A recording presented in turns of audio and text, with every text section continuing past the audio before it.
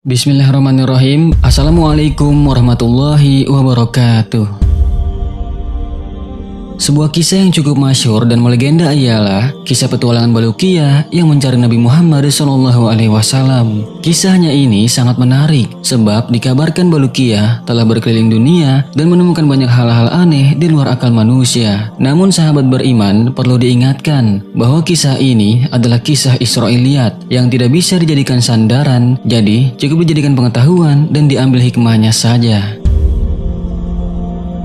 As-Sa'labi mengisahkan bahwa ada seorang lelaki yang bernama Isya. Dia dari kalangan Bani Israel. Isya merupakan salah satu ulama yang senang atau biasa membaca kisah-kisah terdahulu. Dari kitab-kitab yang ia baca itu, dia menemukan sifat-sifat Nabi Muhammad SAW. Semua sifat Nabi Muhammad tertulis dalam sebuah lembaran dan kemudian ia sembunyikan di dalam sebuah peti yang terkunci. Kuncinya pun juga disembunyikan di tempat yang sangat sulit untuk ditemukan. Ulama yang bernama Isya ini memiliki seorang anak yang bernama Buluqiyah. Jelang wafatnya, dia berwasiat kepada Buluqiyah agar dia menjadi hakim di kalangan Bani Israel setelahnya. Lalu setelah beberapa lama ayahnya meninggal, tiba-tiba Buluqiyah melihat sebuah peti yang terkunci. Dia pun menanyakan peti itu kepada ibunya. Namun ibunya menjawab, "Aku tidak tahu apa yang ada di dalam peti ini dan tidak tahu di mana kuncinya." Maka dari itu, gembok peti tersebut dihancurkan oleh Buluqiyah dan dia pun berhasil membuka peti tersebut. Di dalam peti itu, dia melihat ada lembaran yang bertuliskan sifat-sifat Rasulullah SAW. Dari lembaran itu, Buluqiyah juga mengetahui bahwa Nabi Muhammad akan menjadi penutup para nabi dan rasul, serta surga diharamkan bagi para nabi, sehingga dia dan umatnya masuk terlebih dahulu. Setelah Buluqiyah selesai membacanya, dia pun membawa lembaran tersebut kepada ulama Bani Israel pada saat itu. Tatkala mendengar sifat-sifat Nabi Muhammad SAW dari lembaran itu, maka mereka berkata kepada Buluqiyah, "Bagaimana bisa bapakmu mengetahui hal ini, tetapi dia tidak memberitahu kepada kami? Demi Allah, seandainya bukan karena engkau, pasti kuburannya akan kami bakar, karena Isya telah menyembunyikan berita tentang junjungan para rasul ini." Setelah kejadian tersebut, akhirnya Buluqiyah pun memilih untuk pergi mengembara dari kampungnya. Dia pamit kepada ibunya dan berjanji tidak akan kembali hingga dirinya bertemu dengan Nabi Muhammad SAW. Dengan memantapkan keyakinan dan niat yang tulus, Buluqiyah melangkah tanpa ada petunjuk yang pasti di mana Nabi Muhammad SAW berada. Buluqiyah pun memulai pengembaraannya. Petualangan yang sesungguhnya membawa dirinya menemukan wilayah yang tak pernah terbesit di benaknya. Kemudian tibalah Buluqiyah dalam sebuah jazirah atau tempat yang mana di sana terdapat ular yang sangat besar, dan ular itu berkata, "Tidak ada Tuhan kecuali Allah dan Muhammad adalah utusannya." Lalu Buluqiyah pun mengucapkan salam. Maka kelompok ular itu bertanya kepada Buluqiyah, "Dari golongan mana engkau?" Buluqiyah pun menjawab bahwa dirinya berasal dari kaum Bani Israel dan menanyakan di mana Muhammad sekarang. Namun sayangnya ular itu tidak memberikan jawaban, dan ternyata ular yang ditemuinya itu ialah ular yang berkuasa atas semua ular yang berada di bumi. Andai si ular penjaga itu tak mengawasinya, maka ular akan bergerak dan mengancam umat manusia. Perjalanan panjang Buluqiyah pun membuatnya tak menemukan permukiman manusia lagi. Ia bertemu dengan ular berukuran besar dan mampu berbicara. Itu membuatnya bingung. Namun rasa takjub itu dihiraukan olehnya dan dirinya tetap fokus pada pencariannya untuk bertemu dengan Nabi Muhammad SAW. Perjalanan Buluqiyah pun terus berlanjut. Buluqiyah menghitung sudah 7 lautan telah dilalui, dan itu dilaluinya dengan menempuh perjalanan bertahun-tahun hingga dirinya pun kembali tiba dalam sebuah jazirah yang aneh. Di sana terdapat pohon kurma dari emas. Apabila matahari muncul menyinarinya, maka ia mengeluarkan sinar seperti kilat, sehingga tidak ada mata yang mampu untuk melihatnya karena kuat sekali kilauannya.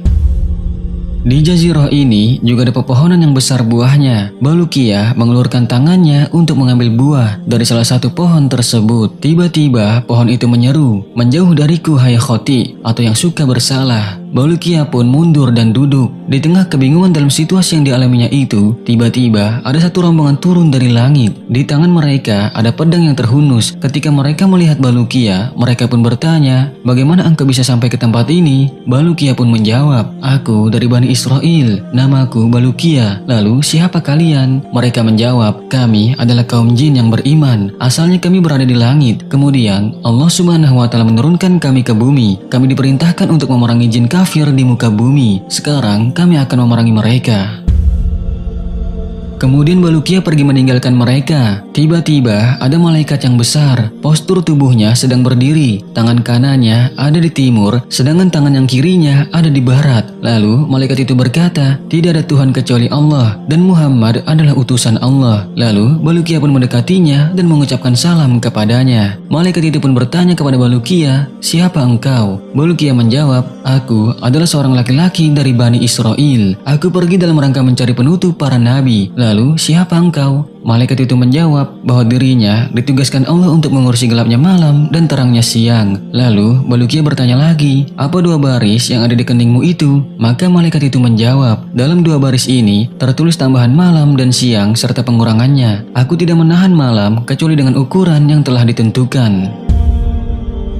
Kemudian Bulukiya melanjutkan perjalanannya. Tiba-tiba ada malaikat yang sangat besar lagi. Malaikat itu berkata pula, "Tidak ada Tuhan kecuali Allah, dan Muhammad utusan Allah." Lalu Bulukiya mengucapkan salam kepadanya. Malaikat itu pun menjawabnya. Lalu Bulukiya bertanya tentangnya, dan malaikat itu pun berkata, "Aku adalah malaikat yang ditugaskan menangani angin. Aku tidak akan melepaskan angin kecuali atas izin Allah. Aku juga menggenggam lautan. Seandainya tidak demikian, tentu semua yang ada di muka bumi ini akan binasa." Keanehan demi keanehan terus dialaminya. Bulukiya mencoba terbiasa dengan lingkungan yang dihadapinya itu. Semangat untuk bertemu Nabi Muhammad SAW sangat menggebu-gebu. Hingga akhirnya Bulukiya tiba di Gunung Qaf. Gunung itu terbuat dari yakut hijau. Ia mengelilingi dunia seluruhnya. Karena pancaran sinar gunung tersebut, maka langit terlihat berwarna biru. Allah Subhanahu wa Ta'ala menugaskan penanganan gunung ini kepada seorang malaikat, yang apabila Allah hendak mengguncangkan sebagian bumi, maka dia memerintahkan malaikat tersebut untuk menggerakkan lapisan yang tersambung dari belahan bumi tersebut ke Gunung Qaf. Apabila Allah hendak menenggelamkan sebuah desa beserta isinya, maka dia mengizinkan kepada malaikat itu untuk memotong lapisan kampung tersebut dari bumi. Kemudian Bulukiya bertanya kepada malaikat itu, "Apa yang ada di belakang gunung ini?" Malaikat itu menjawab, "Di belakang gunung ini ada 40.000 kota selain kota-kota dunia. Kota itu terbuat dari emas dan perak, tidak ada siang dan malam. Penduduknya adalah para malaikat yang tidak pernah lelah bertasbih kepada Allah." Lalu Bulukiya kembali bertanya, "Lantas apa yang di belakang kota-kota itu?" Malaikat itu menjawab, "Di belakangnya ada 70.000 hijab atau penghalang. Setiap hijab besarnya seukuran dunia. Tidak ada seorang pun yang mengetahui di balik hijab itu kecuali Allah Subhanahu wa Ta'ala." Bulukiya pun meninggalkan malaikat itu. Kemudian dia melanjutkan perjalanannya hingga sampai ke sebuah gunung lagi. Di sana ada malaikat-malaikat yang rupa mereka seperti kijang. Bulukiya mengucapkan salam kepada mereka. Mereka pun menjawabnya. Lalu Bulukiya bertanya kepada mereka, "Siapa kalian?" Maka makhluk itu menjawab, "Kami adalah sebagian malaikat Allah. Di sini kami beribadah kepada Allah semenjak kami diciptakan." Lalu Bulukiya bertanya lagi kepada mereka tentang gunung besar yang menghadap kepada mereka, yang menyinarkan cahaya seperti matahari. Lalu mereka itu menjawab, "Itu adalah gunung dunia yang terbuat dari emas. Semua logam emas yang ada di bumi bersumber darinya." Bulukiya pun meninggalkan mereka. Kini dia melanjutkan perjalanannya hingga sampai ke sebuah laut yang sangat luas. Di sana dia menemukan ada dua ikan yang sangat besar. Dia mengucapkan salam kepada mereka dan mereka pun membalasnya. Kedua ikan itu bertanya kepada Bulukiya, "Siapa engkau hai makhluk Allah?" Lalu Bulukiya menjawab, "Aku Bulukiya dari Bani Israel. Aku datang dalam rangka mencari Muhammad, penutup para nabi. Apakah kalian memiliki sesuatu yang bisa aku makan?" Atas izin Allah Subhanahu wa Ta'ala, kedua ikan itu memberinya roti. Maka dimakannya roti itu, dan setelahnya Bulukiya tidak merasa lapar lagi. Kemudian dia melanjutkan perjalanannya, dan dia pun sampai ke sebuah jazirah lagi. Di sana, Bulukiya melihat seekor burung yang sangat besar, indah rupanya, dan memiliki sesuatu yang bisa membuat akal tercengang karena keindahannya. Burung itu ada di atas sebuah pohon, yang di bawahnya ada hidangan, yang di atasnya ada ikan yang dipanggang. Bulukiya mendekati burung itu, lalu mengucapkan salam dan bertanya, "Siapa engkau?" Burung itu pun menjawab, "Aku adalah salah satu malaikat yang ada di surga. Aku diutus oleh Allah mengirim hidangan ini kepada Adam dan Hawa ketika keduanya berkumpul di Gunung Arafah. Keduanya telah menyantap sesuatu darinya. Lalu Allah menyuruhku untuk meletakkan hidangan tersebut di sini, dan aku berdiam diri di dekatnya hingga hari kiamat." Burung itu pun melanjutkan perkataannya, Allah juga memerintahkanku untuk memberikan sesuatu kepada orang yang datang ke sini. Maka Balukia memakan sesuatu dari hidangan itu, akan tetapi tak sedikit pun hidangan itu berkurang. Hidangan itu seperti kembali keadaannya semula. Maka Balukia bertanya kepada burung tersebut tentang hidangan itu. Burung itu pun menjawab, sesungguhnya makanan dunia akan berkurang dan berubah bila didiamkan, sementara makanan surga tidak akan pernah berkurang dan berubah. Lalu Balukia bertanya lagi, apakah ada seseorang yang pernah memakan hidangan ini? Burung itu menjawab, sudah. Sesungguhnya Khidir Abdul Abbas terkadang datang ke sini dan memakan hidangan ini. Setelah itu dia pergi lagi. Mendengar itu, Balukia memutuskan diri tinggal di tempat itu untuk bertemu Nabi Khidir, berkumpul bersamanya dan menanyakan berbagai hal kepadanya. Lalu setelah menunggu, tepatnya pada suatu hari ketika Balukia sedang duduk, tiba-tiba Nabi Khidir alaihissalam mendatanginya dengan mengenakan pakaian putih. Balukia berdiri menyambut dan mengucapkan salam kepadanya. Nabi Khidir pun menjawabnya. Lalu Balukia berkata, wahai Abdul Abbas atau Khidir, aku telah berpergian dalam rangka mencari Nabi akhir zaman. Hingga akhirnya aku sampai ke tempat ini. Aku diam di sini menunggu kedatanganmu agar engkau memberitahuku tentang dirinya. Maka Nabi Khidir menjawab, hai Balukia, sesungguhnya Nabi akhir zaman tidak akan muncul saat ini, dan engkau tidak akan bertemu dengannya sekarang ini. Hai Balukia, tahukah engkau berapa jarak antara kamu dengan ibumu saat ini? Maka Balukia menjawab, tidak tahu. Lalu Nabi Khidir berkata, jaraknya adalah 50 tahun perjalanan.